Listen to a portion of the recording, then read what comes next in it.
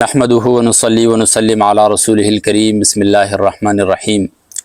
قربانی کس پر واجب ہے، میں آسان وے کے اندر آپ کو سمجھانے کی کوشش کروں گا۔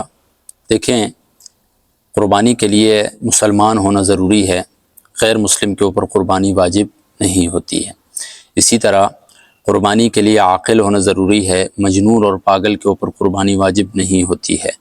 اسی طرح قربانی کے لیے بالغ ہونا ضروری ہے، غیر بالغ نابالغ کے اوپر جو ہے قربانی واجب نہیں ہے۔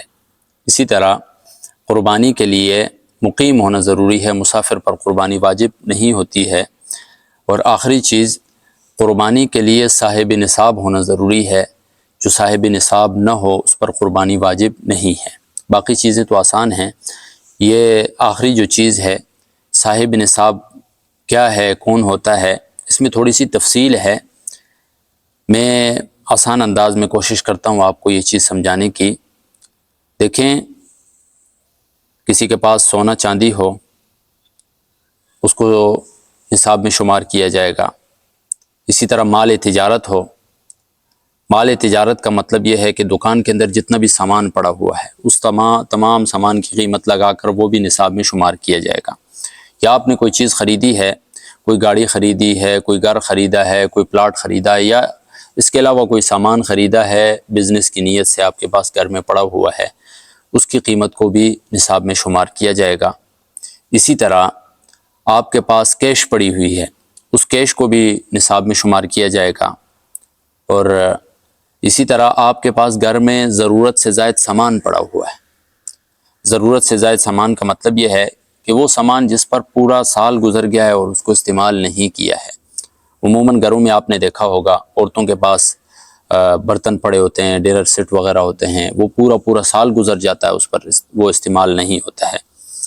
تو ایسی چیز جو ہوتی ہے ضرورت سے زائد ہوتی ہے۔ اس کا اندازہ آپ خود بھی لگا سکتے ہیں، اس دور کے مطابق کون سی چیز ضرورت میں آتی ہے، کون سی ضرورت میں نہیں آتی ہے۔ جیسے دیکھیں، گرمی سردی کے بستر ہو گئے، کپڑے ہو گئے، یہ چیزیں ضرورت میں آتی ہیں، سال میں ایک دفعہ استعمال ہوتی ہیں۔ واشنگ مشین ہو گئی، دوسری تیسری جتنی بھی ضرورت کی چیزیں ہیں، اس کے علاوہ جو چیزیں آپ کے پاس گھر میں پڑی ہوئی ہیں جو بالکل ضرورت سے زائد ہیں، اس کی بھی قیمت لگا کر اسے بھی نصاب میں شمار کیا جائے گا۔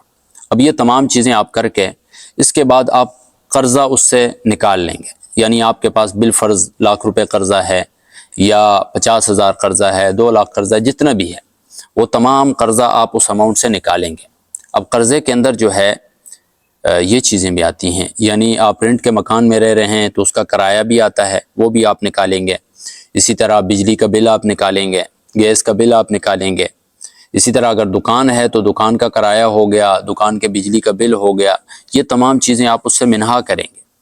اب آپ کے پاس جو پیچھے اماؤنٹ بچ چکی ہے اس کو دیکھا جائے گا کہ وہ اماؤنٹ 52.5 تولہ چاندی کی قیمت کے برابر ہو رہا ہے یا نہیں۔ اگر 52.5 تولہ چاندی کی قیمت کے برابر ہو رہا ہے تو آپ صاحب نصاب ہیں، آپ کے اوپر قربانی واجب ہے۔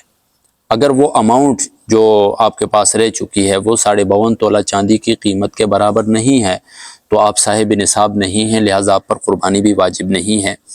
اب 52.5 تولہ چاندی کی قیمت جو ہے آپ خود کر لیں، اوپن مارکیٹ کے اندر کیا ریٹ چل رہا ہے چاندی کے 1 تولے کا، اس کو پھر ضرب دے دیں 52.5 کے ساتھ۔ 1-2 دن پہلے میں نے تقریباً حساب لگایا تھا، 1,60,440 روپے بن رہے تھے تقریباً۔ ابھی نیو ریٹ کیا چل رہا ہے وہ آپ خود لگا سکتے ہیں۔ اتنی اگر رقم بن رہی ہے آپ کے پاس تو پھر آپ کے اوپر قربانی واجب ہوگی، اگر اتنی نہیں بن رہی ہے تو پھر آپ کے اوپر قربانی واجب نہیں ہوگی۔ بالفرض اگر کسی شخص کے پاس صرف سونا ہے، اس کے پاس کچھ کیش کچھ چیز بھی نہیں ہے، عموماً ایسا ہوتا نہیں ہے کہ کسی کے پاس سونا اور 1 روپے بھی ساتھ نہ ہو۔ اگر ایسی صورت آ جاتی ہے کہ آپ کے پاس صرف سونا ہے، کوئی سامان نہیں ہے، کوئی آپ کے پاس کیش وغیرہ نہیں پڑی ہوئی ہے، تو پھر جب تک 7.5 تولہ سونا تک نہیں ہوگا تب تک آپ کے اوپر قربانی واجب نہیں ہوگی۔ امید ہے آپ کو کافی حد تک یہ چیزیں سمجھ میں آ گئی ہوں گی، کلیئر ہو گئی ہوں گی۔